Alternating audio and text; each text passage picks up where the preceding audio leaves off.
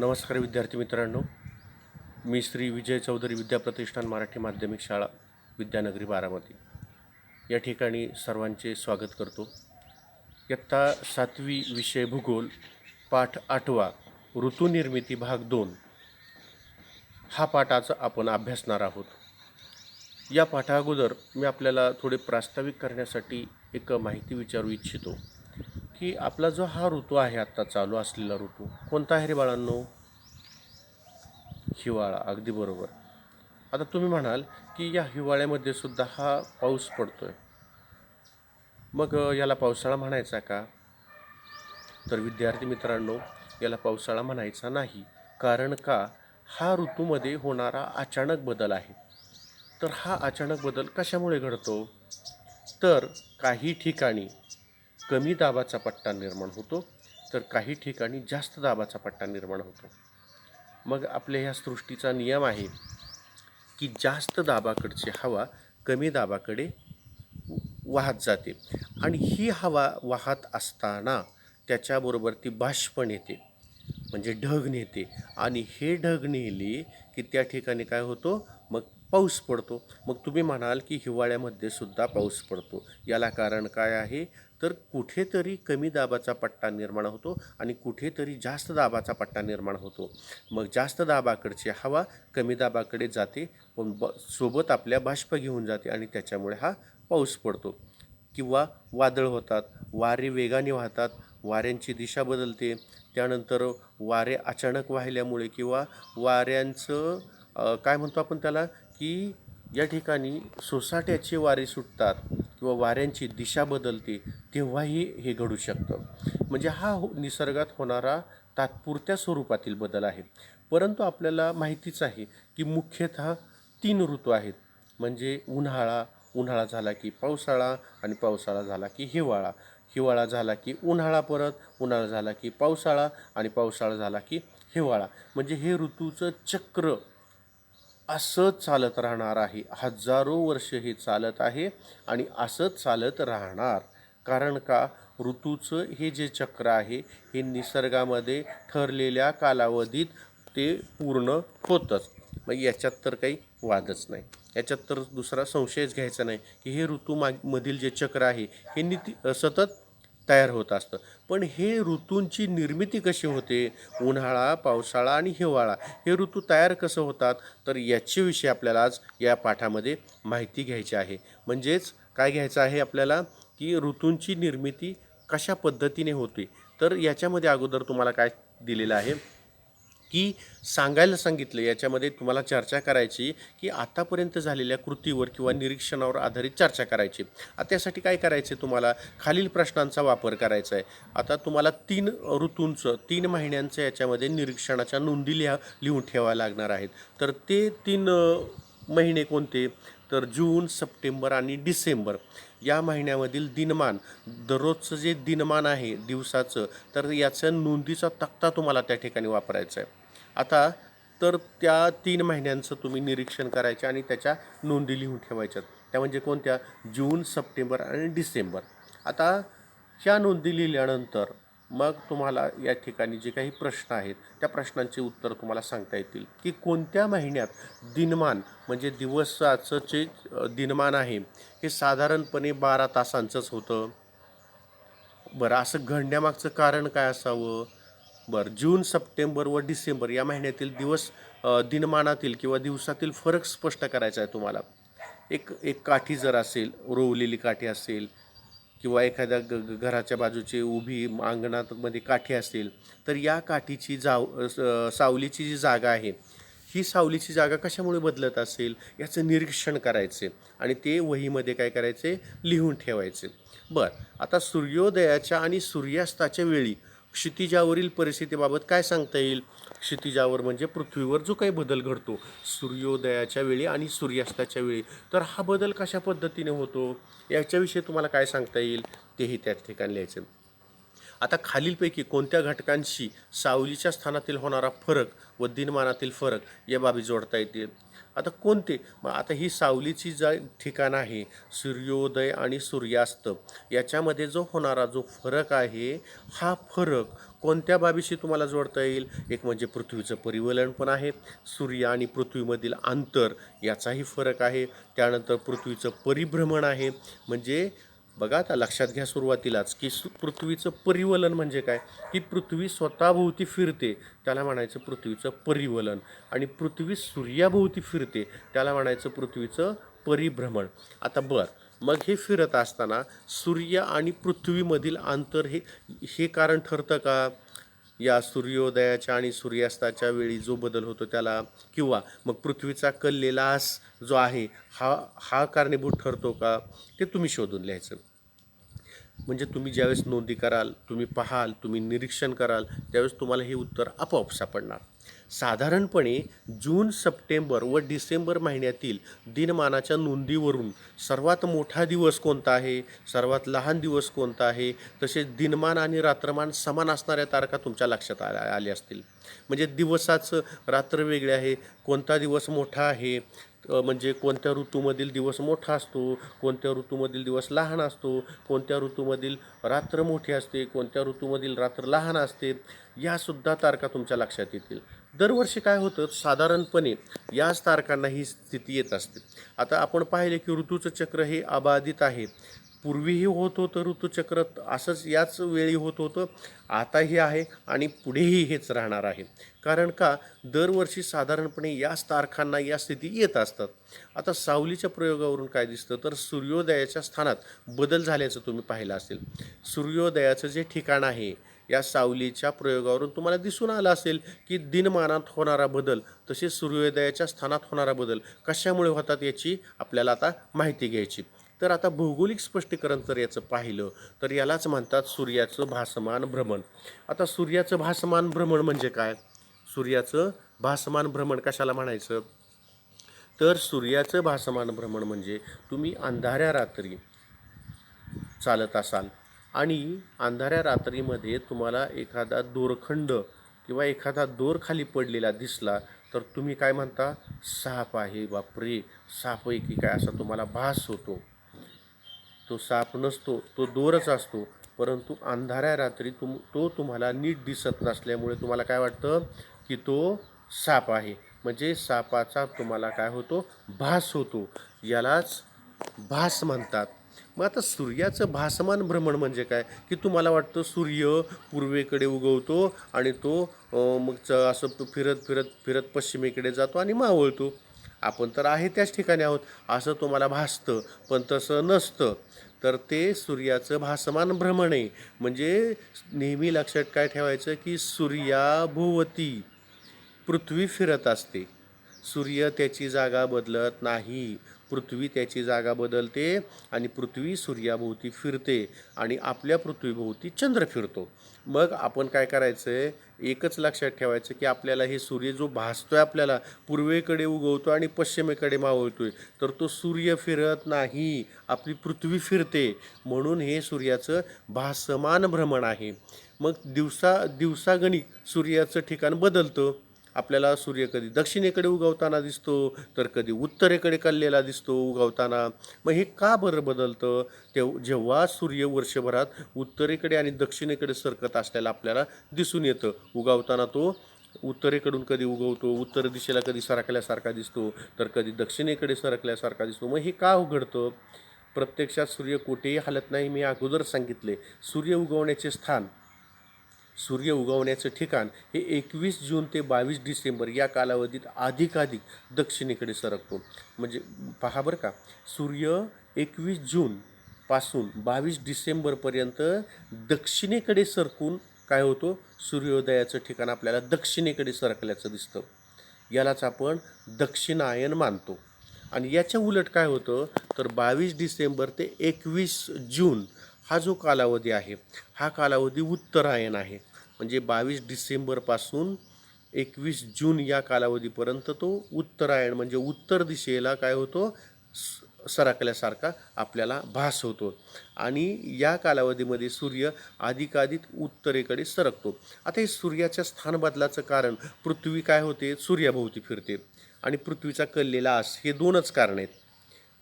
हे आपले उत्तरायण आणि दक्षिणायन कशामुळे होतं, तर सूर्याचं स्थान बदलतं. दक्षिणेकडे कधी उगवलेला दिसतो तर कधी उत्तरेकडे उगवलेला दिसतो. मग हे आपल्याला काय दिसतं, तर याला दोनच कारणं आहेत. ते म्हणजे सूर्याभोवती पृथ्वी फिरते आणि दुसरं म्हणजे पृथ्वीचा कललेला आस. परंतु प्रत्यक्षात सूर्य मात्र फिरत नाही. परंतु पृथ्वीवरून पाहताना तर आपल्याला तो फिरल्यासारखा दिसतो. सूर्य फिरल्यासारखा दिसतो बघा. सूर्य उगवल्यानंतर तो डोक्यावर येतो, परत तो मावळतो. म्हणजे आपल्याला आपण तर आहे त्याच ठिकाणी आहोत आणि सूर्य फिरताना दिसतो, परंतु हा आपल्याला भास होतो. म्हणून या सूर्याच्या भ्रमणाला भासमान भ्रमण असं म्हणतात. सूर्य फिरल्यासारखा वाटतो पण सूर्य फिरत नाही, पृथ्वी फिरत असते. म्हणून पृथ्वीवर होणारे ऋतू हे केवळ उत्तर आणि दक्षिण गोलार्धाच्या संदर्भात घडतात. म्हणजे पृथ्वीवर जे हे ऋतू होतात ते केवळ उत्तर आणि दक्षिण गोलार्धाच्या संदर्भात घडतात. म्हणजे उत्तरेकडे ज्या वेळेस पृथ्वी कलते त्यावेळेस उत्तरेत वेगळा ऋतू असतो आणि दक्षिणेत वेगळा असतो. आणि ज्यावेळेस दक्षिणेकडे पृथ्वी कलते त्यावेळेस दक्षिणेकडे वेगळा ऋतू असतो आणि उत्तरेकडे वेगळा असतो. म्हणजे हे कशामुळे, तर पृथ्वीचा जो आस आहे तो कलल्यामुळे दिसून येतो. आता जरा विचार करायचा आहे, सूर्योदय आणि सूर्यास्ताचे स्थान 22 डिसेंबर नंतर कोणत्या दिशेला सरकल्यासारखे वाटेल, वर आपण पाहिलेलेच आहे, याचा विचार केलेलाच आहे. मग ते उत्तर शोधा तुम्ही.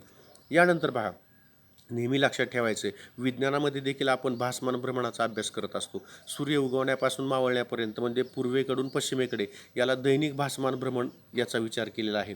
म्हणजे सूर्य उगवतो आणि मावळतो म्हणजे काय होतो, दिवस एक पूर्ण होतो. यालाच पूर्वेकडून पश्चिमेकडे सूर्य उगवण्याचा जो कालावधी आहे याला दैनिक भासमान भ्रमण असा विचार केला आहे. परंतु आपल्याला भूगोलामध्ये काय करायचे, तर सूर्याचं वार्षिक म्हणजे उत्तर दक्षिण भासमान भ्रमणाचा विचार करायचा आहे. म्हणजेच परिभ्रमणामध्ये ज्यावेळेस पृथ्वी सूर्याभोवती पूर्ण वर्षभर फिरते तेव्हा हे ऋतू तयार होतात.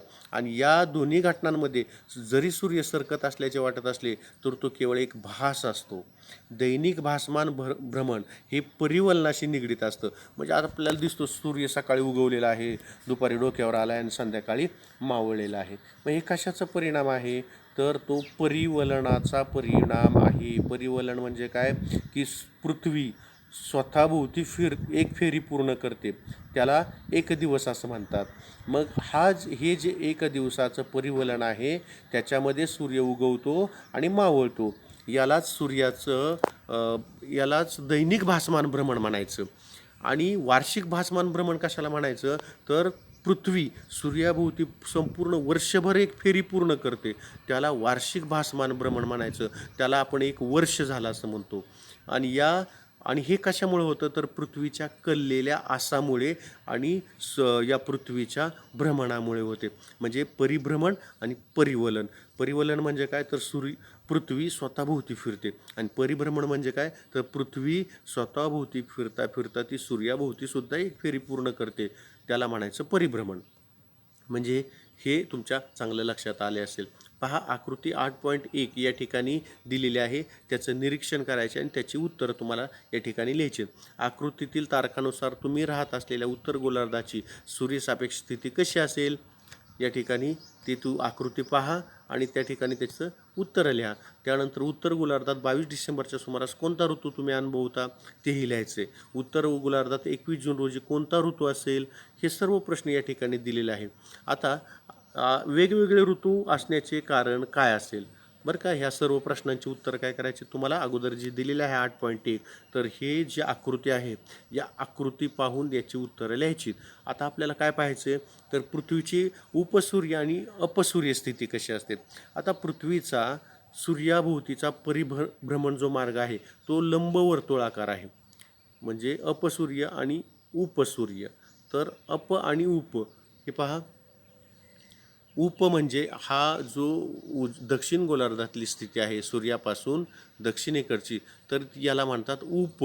आणि दक्षिण गोलार्धातली ज्यावेळेस पृथ्वीला उन्हाळा ऋतू इथे दाखवलेला आहे, उन्हाळा ऋतू, तर हा जो उन्हाळा ऋतू आहे ही पृथ्वीची अपसूर्य स्थिती आहे. मग बघा, जास्तीत जास्त अंतरावर पृथ्वीपासून परिभ्रमणाचा म्हणजे पृथ्वीच्या सूर्याभोवतीचा जो परिभ्रमण मार्ग आहे तो लंबवर्तुळाकार आहे. लंबवर्तुळ म्हणजे अंड्यासारखा आकार असलेला. अंड बघा कसं लंबवर्तुळाकार असतं, ते पूर्ण गोल नसतं, असं लंबवर्तुळाकार असतं. तर ह्या लंबवर्तुळाकाराच्या एका केंद्रस्थानी सूर्य असतो. सूर्य आपले स्थान काय बदलत नाही. पृथ्वी मात्र या लंबवर्तुळाकार मार्गाने फिरत असल्याचं दिसतं आपल्याला. मग तिचे सूर्यापासूनचे अंतर काय सारखं नसतं. मग परिभ्रमणादरम्यान जानेवारीच्या पहिल्या आठवड्यात परिभ्रमण करत असताना जानेवारीच्या पहिल्या आठवड्यामध्ये पृथ्वी सूर्यापासून कमीत कमी अंतरावर असते. ही उपसूर्य स्थिती होय. म्हणजे जानेवारीमध्ये सूर्यापासून ही जी पृथ्वी असते ही कमीत कमी अंतरावर असते आणि ही उपसूर्य स्थिती. आणि यावेळेस पृथ्वीच्या आसाचे जे दक्षिण टोक आहे ते सूर्याकडे असते. हे पृथ्वीचं आसाचं जे काही दक्षिण टोक आहे हे सूर्याकडे असतं. आणि या उलट जुलैच्या पहिल्या आठवड्यात पृथ्वी सूर्यापासून जास्तीत जास्त अंतरावर म्हणजे अपसूर्य स्थितीत असते. आणि यावेळेला पृथ्वीच्या आसाचे बघा, पृथ्वीच्या आसाचं जे काही टोक आहे उत्तरेकडील टोक हे सूर्याकडे असते. आता आकृतीच्या मदतीने सूर्यसापेक्ष स्थितीनुसार कोणता ऋतू कोणत्या गोलार्धात सुरू आहे हे आपल्याला लक्षात येते. पृथ्वीचा जो लंबवर्तुळाकार परिभ्रमण मार्ग आहे हा पृथ्वीचा बदललेला आस यांच्या एकत्रित परिणामामुळे पृथ्वीवर ऋतुनिर्मिती होते. मग हे अपसूर्य आणि उपसूर्य पृथ्वीच्या जवळ ज्यावेळेस सूर्याच्या जवळ ज्यावेळेस पृथ्वी जाते त्याला उपसूर्य स्थिती म्हणायचं. आणि सूर्याच्या थोडं लांब अंतर असतं, अंतर थोडं जास्त असतं पृथ्वीचं, त्याला अपसूर्य स्थिती म्हणायची. आणि उपसूर्य आणि अपसूर्य, उप म्हणजे काय जवळ आणि अप म्हणजे थोडंसं लांब अंतरावर. आणि पृथ्वीचा कललेला आस याच्या एकत्रित परिणामामुळे पृथ्वीवर काय होते ऋतूंची निर्मिती होते. पृथ्वीचा आस काढल्यामुळे काय होतं कधी दक्षिण भाग सूर्याकडे जातो तर कधी उत्तर भाग सूर्याकडे जातो. आता माहिती आहे का तुम्हाला सूर्य आणि पृथ्वीच्या गुरुत्वीय बलामुळे पृथ्वीच्या परिभ्रमण कक्षेवरील वेग अपसूर्य स्थितीत कमी होतो आणि उपसूर्य स्थितीत तो वाढतो. आणि या दोन्ही स्थितीमधील अंतरामध्ये फारसा फरक नसल्याने पृथ्वीच्या हवामानावर त्याचा काही फरक जाणवत नाही किंवा त्याचा काही परिणाम आपल्याला दिसून येत नाही. मग आता भौगोलिक स्पष्टीकरण काय याचं की परिभ्रमण कक्षेत वर्षातून 2 दिवस विषुववृत्तावर सूर्याची किरणं लंबरूप पडतात आणि ही स्थिती साधारणपणे 21 मार्च आणि 23 सप्टेंबर रोजी असते. बघा आता परिभ्रमण करत असताना म्हणजेच ही पृथ्वी सूर्याभोवती वर्षभर फिरत असताना वर्षातून 2 दिवस असे येतात की विषुववृत्तावर सूर्याची किरणं ही लंबरूप पडतात. आणि ही स्थिती साधारणपणे 21 मार्च आणि 23 सप्टेंबर रोजी असते. अशावेळी पृथ्वीचे उत्तर व दक्षिण हे दोन्ही ध्रुव सूर्यापासून समान अंतरावर असतात. म्हणजेच पृथ्वी संपात स्थितीत असते. म्हणजे दोन्ही टोकं उत्तर आणि दक्षिण ध्रुव जे असतात हे सूर्यापासून समान अंतरावर असतात. म्हणजे त्याचा आस कललेला नसतो. समान अंतरावर ते दोन्ही असतात आणि सूर्याची जी किरणं आहेत ही लंबरूप पडतात पृथ्वीवर. आणि ते दिवस म्हणजे कोणते 21 मार्च आणि 23 सप्टेंबर यालाच संपात स्थिती असं म्हणायचं. आलं लक्षात. या ठिकाणी चित्र दाखवलेलं आहे बघा. सूर्याची किरणं अतिशय लंबरूप आहेत, सर्वच ठिकाणी लंबरूप आहेत. म्हणजे हे संपात दिन म्हटले जातात. 21 मार्च आणि 23 सप्टेंबर हे संपात दिन आहेत. लक्षात ठेवायचं. 21 मार्च आणि 23 सप्टेंबर 21 मार्च आणि 23 सप्टेंबर हे काय आहेत संपात दिन आहेत. आणि हे समान असतात. म्हणजे 12 तास आणि 12 तासाचा दिवस आणि 12 तासाची रात्र असते. यानंतर प्रकाशवृत्तामुळे काय होतं तर विषुववृत्तासह सर्वच अक्षवृत्तांचे होणारे प्रकाशित व अप्रकाशित भाग या 8.3 मध्ये तुम्हाला दाखवलेले आहेत. म्हणजेच उत्तर ध्रुवापासून दक्षिण ध्रुवापर्यंत प्रकाशित आणि अप्रकाशित भाग समान असल्याचे तुमच्या लक्षात येईल. आणि अशी स्थिती असेल त्या दिवशी काय होतो तर पृथ्वीवर सर्वत्र दिनमान आणि रात्रमान सारखेच असते आणि हीच संपात स्थिती आहे.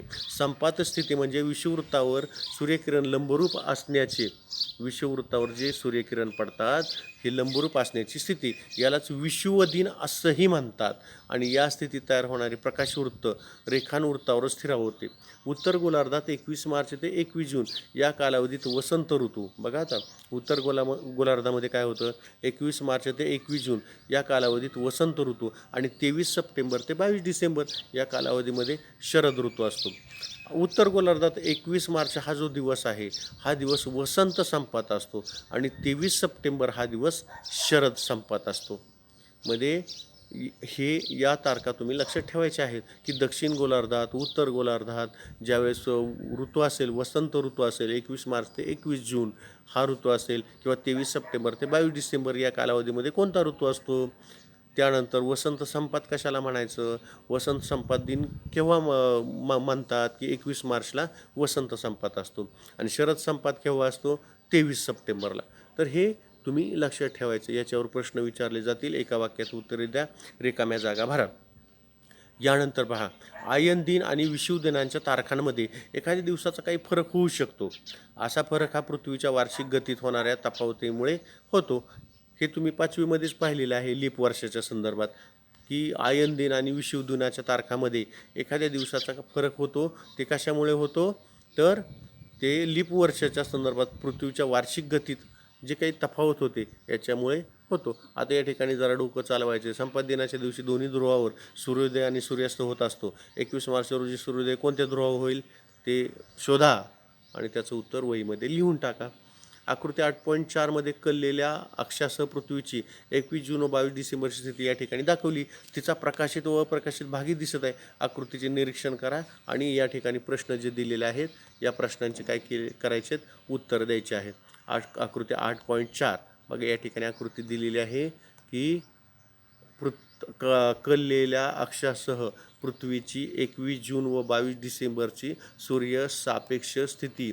आणि या ठिकाणी जे प्रश्न आहेत या प्रश्नांची उत्तरं तुम्हाला तुमच्या वहीमध्ये लिहायची आहेत, कारण ती वही आम्ही शाळा भरल्यानंतर तपासणार आहोत.